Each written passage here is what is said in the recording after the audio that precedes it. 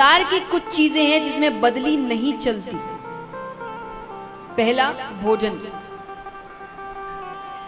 ऐसा हो सकता है भाई मुझे बहुत जरूरी काम है, मेरे बदले का भोजन कर लो, मेरा पेट भर जाएगा, हो सकता है ऐसा? नहीं, खुद को ही करना पड़ेगा। दूसरा, शादी। कोई कहते बहुत जरूरी मीटिंग है, फेरे तुम ले लो, मैं दोस्त तो तुम मेरे, फेरे ले लो फिर मैं आ जाऊंगा। कर सकते ऐसा? नहीं। तीसरा, मृत्यु। मेरे घर में शादी है भाई, मेरे बदले तुम मर जाओ, कोई मरेगा। और चौथा, सत्संग। सत्संग में भी बदली नहीं चलती है। ये खास करके पुरुष वर्ग के लिए है ये बात। मैंने कई पुरुषों को कहते हुए सुना है, हम इतनी पूजा पाठ नहीं करते, काम करते हैं, पत्नी करती है, उसके बदले का हमें मिल जाता है। कुछ भी नहीं मिलता, 1% नहीं मिलता। मैं सच्ची कह रही हूं, वो जो कर रहे हैं सब उनको मिल रहा है। सत्संग में बदली नहीं चलती। भगवान ने प्रहलाद जी से कहा कि प्रहलाद, तुम स्वर्ग जाना चाहते हो कि नरक? उन्होंने क्या जवाब दिया होगा? स्वर्ग। आप कहां जाना चाहेंगे? स्वर्ग है ना, लेकिन उसके लिए तो मरना पड़ेगा। तो भगवान कहते खुद के मरे बिना स्वर्ग भी नहीं मिलने वाला, उसके लिए भी मरना पड़ेगा पहले तुम्हें। और मरने से सबको डर लगता है।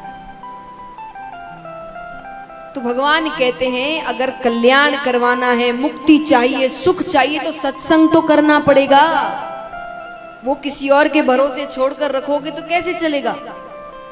हमने हर चीज को मर्यादा दी है जीवन में, हर चीज को, काम को, रिश्तों को, मनोरंजन तक को हमने मर्यादा दी है। मर्यादा यानी नियम अनुसार कि हफ्ते में संडे का दिन मस्ती का दिन है। तो सोचिए हमने मनोरंजन तक को इतनी मर्यादा दी है कि उसका भी दिन निकाला है। सत्संग को कोई मर्यादा नहीं है। कथा होती है, समय है तो आएंगे, नहीं है तो नहीं आएंगे।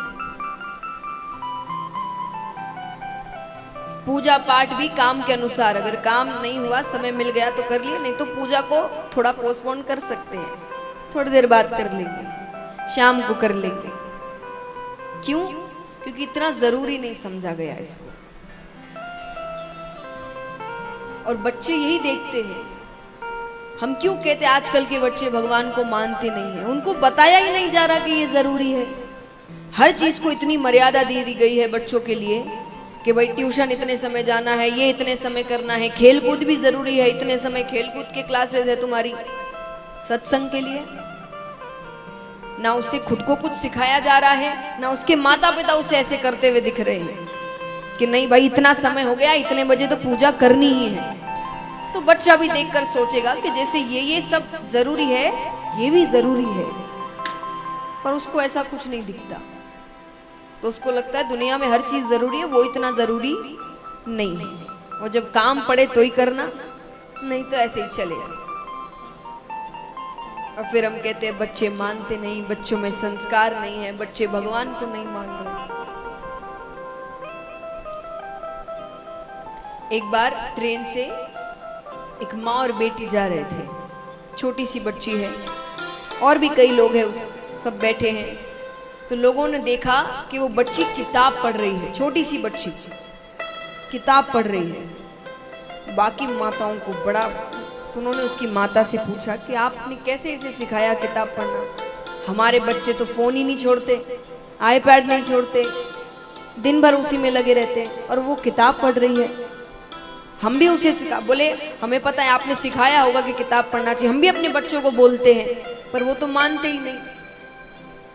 उस माता ने जवाब दिया, बच्चे सुनते नहीं हैं, बच्चे देखते हैं। मैं उसके सामने दिन भर किताब पढ़ती रहती, इसलिए वो भी किताब पढ़ती। आप कितना ही बोलकर समझा दीजिए ये करो वो करो, लेकिन जब तक आप उन चीजों को अपने जीवन में लागू नहीं करेंगे, बच्चे कुछ नहीं सीखेंगे। क्योंकि वो जो देखते हैं वो ही सीखते हैं, सुनते नहीं है बच्चे।